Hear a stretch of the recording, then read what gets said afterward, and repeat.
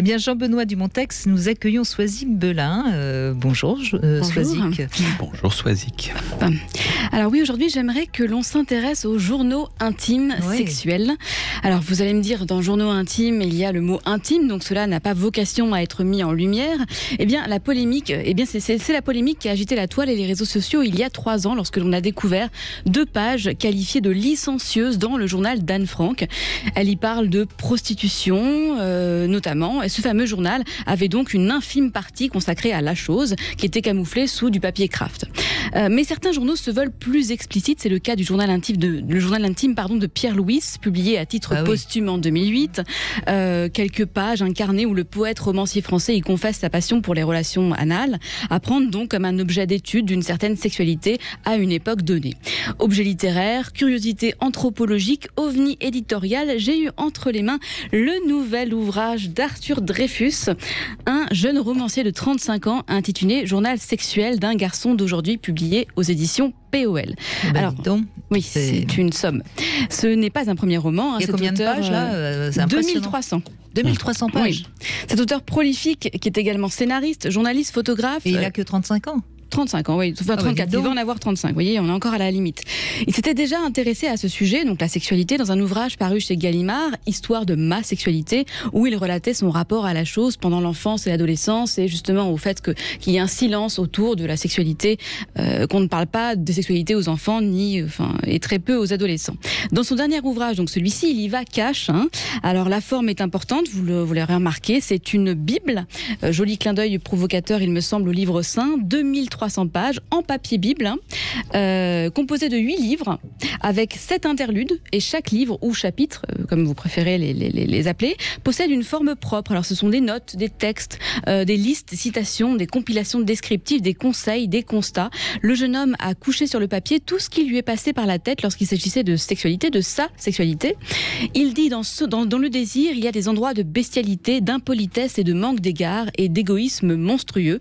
Il s'est donc interdit de polisser son texte, et je vous laisse l'écouter nous raconter la genèse de ce travail. Je me souviens que quand j'ai commencé à écrire ce livre, c'était il y a 6-7 ans, et j'étais en train d'écrire un autre livre, un roman, et tout à coup, dans ma vie, s'imposait une forme de compulsion, de rencontres sexuelles de plus en plus régulières. Alors, comme plein de gays, j'avais une habitude plutôt libérale sur les rencontres, mais il y a eu un déclic un jour, c'était même une après-midi, où je me suis senti l'obligation d'écrire la rencontre que je venais de faire, sans vraiment savoir pourquoi. Peut-être parce que je sentais que j'étais dépassé par un désir qui allait prendre toute la place. Mais donc au début, ce texte était une sorte de journal de bord et pas de journal, de tableau de bord on pourrait dire. Et pendant plusieurs semaines, plusieurs mois, plusieurs années, j'en ai parlé à personne.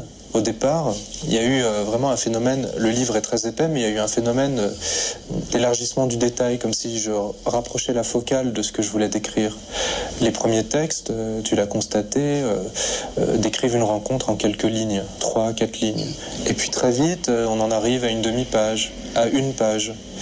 Et ensuite, on atteint une sorte de vitesse de croisière qui était mon obsession, de vouloir retranscrire à travers un texte l'intégralité d'une mémoire, sans évacuer aucun détail. On pourrait dire finalement, sur le plan psychanalytique, Jean-Benoît Dumontex, que c'est un exhibitionniste obsessionnel. Oui, et puis ça pose la question de l'addiction sexuelle aussi. La manière dont il présente les choses, on sent bien qu'il a été pris par une pulsion, il dit un désir, mais je pense que c'est plus une pulsion, qu'il l'a dépassé, et il s'est dit, pour me raccrocher aux branches, il n'y a qu'un truc à faire, c'est écrire, détailler ce que je suis en train de faire. Il y a une forme de thérapie derrière tout ça, effectivement. On peut le penser, oui. Vous venez d'en parler tout à l'heure avec Adèle, finalement, écrire, ça permet de dépasser ce qui nous dépasse, justement. Alors comment ne pas penser à Guillaume Dustan, énarque, gay, militant, romancier, homme, médiatisé, provocateur, qui a aussi mis en avant sa sexualité pour donner à voir et à penser en dehors de la bien-pensance bourgeoise de l'époque. Il y parle de sa séropositivité, de ses pratiques sexuelles, et notamment du barebacking, pratique qui consiste à avoir des rapports sexuels sans protection. C'est une sorte de fuck, et c'est aussi ce que tente de faire Arthur dans son journal, qui n'est désormais plus si intime que ça. c'est de dire fuck au politiquement correct. Mais le risque est grand lorsque l'on décide de donner à lire son intimité. Il lui est reproché de tenir des propos racistes, d'avoir eu des relations avec des hommes à la limite de la majorité. Je ne reviendrai pas sur cette polémique, si ce n'est pour dire une chose. L'auteur de ce journal prévient son lecteur en amont, ne serait-ce que dans le titre, journal intime. Même si celui-ci se retrouve publié, cela reste le résultat d'écrits qui n'étaient au départ destinés qu'à une lecture, celle de son auteur. 5 années de rencontres sur Grindr, 5 années de rapports sexuels frénétiques. C'est une écriture égotique, oui. C'est du nombrilisme, oui. Mais c'est bien le propre d'un journal intime. Et là où il me semble que l'on peut reconnaître du talent à Arthur, c'est d'avoir laissé tel quel ses écrits, ses témoignages, en prenant le risque d'être rattrapé par une cancel culture de plus en plus présente et parfois pesante. Cela dit, écrire sur sa vie intime et sexuelle peut avoir une revendication sociale, politique, mais aussi c'est un outil de développement personnel. Vous en parliez. Deux psychologues américains, James W. Pennebaker et Jane D. Siegel, ont établi il y a une dizaine d'années, en 99, qu'écrire sur leur expérience intime au moins 15 minutes par jour pendant 3 jours améliorerait la santé mentale et physique. Alors comme on a encore un peu de temps devant nous, qu'on est encore en partie confiné sous couvre-feu, profitons-en pour écrire nos relations intimes, sexuelles, et puis travaillons sur notre inconscient. N'est-ce pas? Voilà. Bon.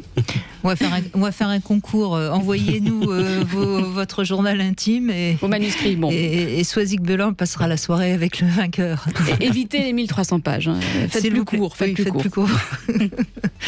Un commentaire, Jean-Benoît? Non, mais c'est fascinant. Voilà, je pense que c'est un risque énorme que prend Arthur Dreyfus en publiant ça. Enfin, on imagine quand même. Enfin, moi, je ne m'imagine absolument pas publier ma vie sexuelle comme ça. Je vous vois mal. Il faut être costaud quand même pour faire un truc pareil. Parce que il y a peut-être de la jouissance, c'est de l'exhibitionnisme quelque part au sens premier du terme. Oui, sans doute. Et puis comme l'a dit très justement Soisic, c'est aussi un pied de nez qu'on fait. Alors il y a un acte militant plutôt, évident.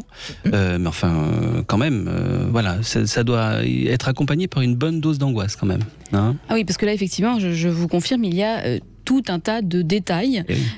Évidemment, on ne voit plus la personne de la même manière, mais on se dit qu'il y a eu du culot derrière et que c'est... voilà, il y a des numéros de téléphone aussi. Mais bon. Il y a un numéro de téléphone. Il y a des numéros de téléphone, ah oui. Ah oui. Ils sont un peu camouflés, ils sont pas en entier. Ouais. Non. Mais en tout cas, non, ça vaut le détour. Bon, si vous êtes un peu insomniaque, n'hésitez pas, 2000 et quelques pages, ça devrait vous faire dormir. Ou vous exciter, et puis après une bonne masturbation, on dort de toute façon mieux. Donc voilà. Ça sera efficace. Merci beaucoup, Soisic Belin, en tout cas, de votre travail et de votre conscience professionnelle.